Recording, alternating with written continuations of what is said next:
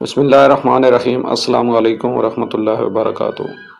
بارش کی ہلکی ہلکی بوندیں مدرسے کی ٹوٹی ہوئی کھڑکیوں سے اندر آ رہی تھیں۔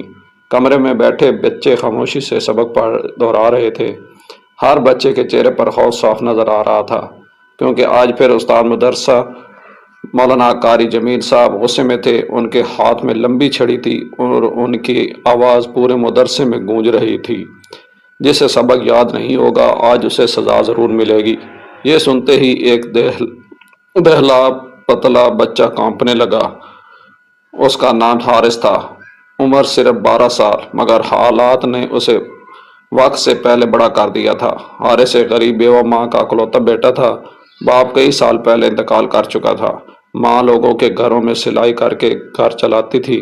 حارث نہایت نیک، خاموش اور تہجد گزار بچہ تھا، لیکن غربت، بھوک اور مسلسل محنت کی وجہ سے کبھی کبھی سبق بھول جاتا۔ آج بھی وہ سبق مکمل یاد نہیں کر پایا تھا، اور یہی اس کے لیے مصیبت بننے والا تھا۔ قاری جمیل صاحب نے بچوں کو ایک ایک کر کے سبق سنانا شروع کیا۔ جو بچہ غلطی کرتا اسے سب کے سامنے مار پڑتی۔ جب حارث کی باری آئی تو اس کے ہاتھ کانپ رہے تھے۔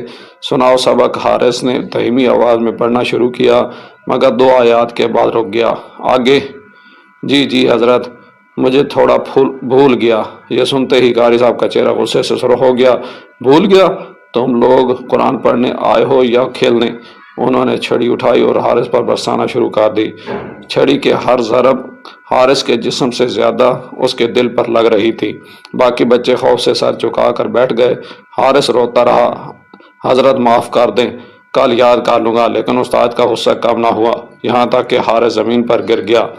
ماں کا درد شام کو جب حارث گھر پہنچا تو اس کی ماں نے دیکھا کہ اس کی پیٹھ پر نیل پڑے ہوئے ہیں۔ یا اللہ، یہ کس نے کیا؟ حارث خاموش رہا۔ ماں نے آنسو بھری آواز میں پوچھا، بیٹا سچ بتاؤ۔ حارث کی آنکھوں سے آنسو بہنے لگے۔ امی، حضرت نے مارا ہے۔ ماں کا دل ٹوٹ گیا۔ اس نے اپنے بیٹے کو سینے سے لگا لیا۔ بیٹا، استاد کا احترام کرنا ضروری ہے، مگر اسلام ظلم کی اجازت نہیں دیتا۔ حارث خاموشی سے ماں کی بات سنتا رہا۔ وہ رات بھر درد سے کرہتا رہا، اور اس کی ماں سجدے میں رو رو کر دعا کرتی رہی، یا اللہ میرے بچے پر رحم فرما، اور اگر استاد غلطی پر ہیں تو انہیں ہدایت دے دے۔ قاری جمیل صاحب پورے علاقے میں سخت مزاج استاد کے طور پر مشہور تھے۔ لوگ کہتے تھے ان کے ڈر سے بچے سبق یاد کرتے ہیں، لیکن کوئی یہ نہیں جانتا تھا کہ ان کی سختی اب ظلم میں بدل چکی تھی۔ وہ بچوں کو ذلیل کرتے، مارتے اور معمولی غلطی پر گھنٹوں کھڑا رکھتے۔ حالانکہ نبی کریم صلی اللہ علیہ وآلہ وسلم نے فرمایا، آسانی پیدا کرو، سختی نہ کرو۔ مگر قاری صاحب اپنی انا میں اندھے ہو چکے تھے۔ انہیں لگتا تھا کہ خوف کے بغیر تعلیم ممکن نہیں۔ اگلے دن بھی حارث مدرسے گیا۔ جسم درد سے ٹوٹ رہا تھا، مگر اس نے ہمت نہ ہاری۔ وہ جانتا تھا کہ قرآن چھوڑنا درست نہیں۔ درس کے بعد سب بچے چلے گئے، مگر حارث ایک کونے میں بیٹھا روتا رہا۔ اس نے ہاتھ اٹھائے اور کہا، یا اللہ، اگر میں غلط ہوں تو مجھے معاف کر دے، لیکن اگر میرے استاد ظلم کر رہے ہیں تو ان کے دل کو نرم فرما دے۔ یہ الفاظ عرش تک پہنچ گئے۔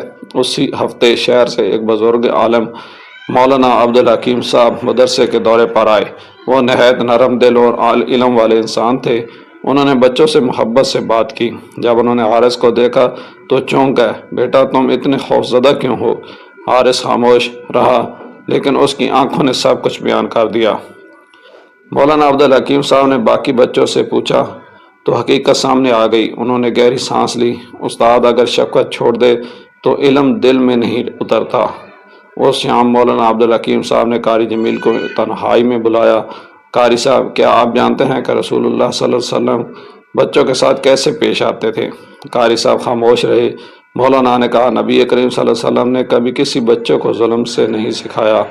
محبت سے دل جیتے جاتے ہیں، خوف سے نہیں۔ قاری جمیل بولے، حضرت اگر سختی نہ کریں تو بچے بگڑ جاتے ہیں۔ مولانا عبدالحکیم کی آنکھوں میں نمی آ گئی۔ سختی اور ظلم میں فرق ہوتا ہے۔ یہ جملہ قاری جمیل کے دل پر لگا، مگر انا ابھی بھی باقی تھی۔ چند دن بعد مدرسے میں ایک بڑا واقعہ پیش آیا۔ ایک کمزور بچہ شدید مار کی وجہ سے بے ہوش ہو گیا۔ پورے علاقے میں شور مچ گیا۔ والدین مدرسے پہنچ گئے۔ ہر طرف غصہ تھا۔ لوگ کہنے لگے، یہ تعلیم نہیں، ظلم ہے۔ قاری جمیل پہلی بار خوفزدہ ہوئے۔ رات کو وہ سو نہ سکے، انہیں بار بار بچوں کے روتے ہوئے چہرے یاد آتے رہے، خصوصاً حارث جس کی معصوم آنکھیں ان کا پیچھا کر رہی تھیں۔ اسی رات قاری جمیل نے عجیب خواب دیکھا۔ انہوں نے دیکھا کہ قیامت کا دن ہے، وہ اللہ کے سامنے کھڑے ہیں اور ان کے ارد گرد وہ تمام بچے موجود ہیں جنہیں انہوں نے مارا تھا۔ ہر بچہ کہہ رہا تھا، یا اللہ، ہمیں علم کے نام پر تکلیف دی گئی۔ قاری جمیل کانپنے لگا۔ پھر انہوں نے دیکھا کہ رسول اللہ صلی اللہ علیہ وسلم بچوں کو اپنے قریب بلا رہے ہیں، مگر وہ خود دور کھڑے ہیں۔ انہوں نے روتے ہوئے کہا، یا رسول اللہ صلی اللہ علیہ وآلہ وسلم، مجھے بھی قریب آنے دیں۔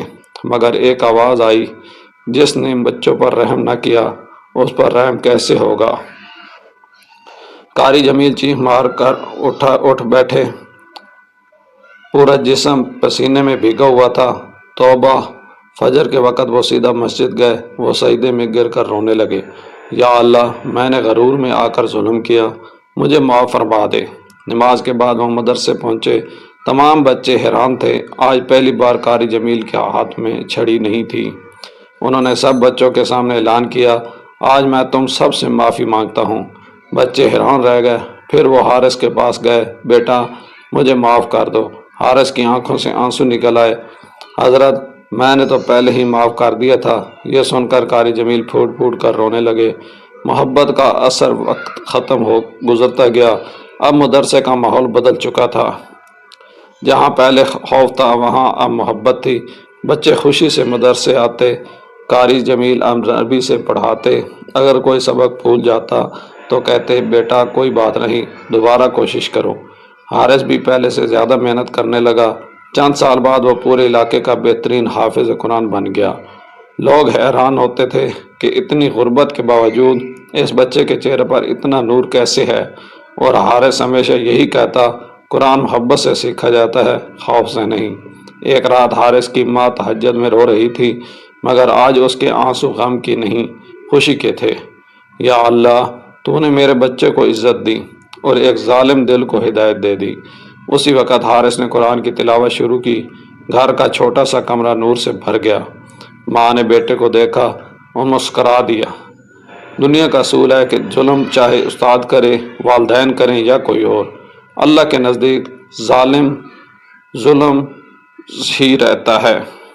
اسلام ادب سکھاتا ہے مگر ظلم برداشت کرنے کی تعلیم دیتا ہے۔ استاد کا مقام بہت بلند ہے، لیکن ایک استاد کی اصل پہچان اس کی شفقت، اخلاق اور صبر ہے۔ نبی کریم صلی اللہ علیہ وآلہ وسلم نے فرمایا، تم میں بہترین وہ ہے جو قرآن سیکھے اور سکھائے، اور بہترین سکھانے والا وہی ہوتا ہے جو محبت سے دل جیت لے۔ مدرسے کے صحن میں آج بھی بچے قرآن پڑھتے تھے، مگر اب وہاں چیخیں نہیں گونجتی تھیں، صرف تلاوت کی خوبصورت آواز سنائی دیتی تھی۔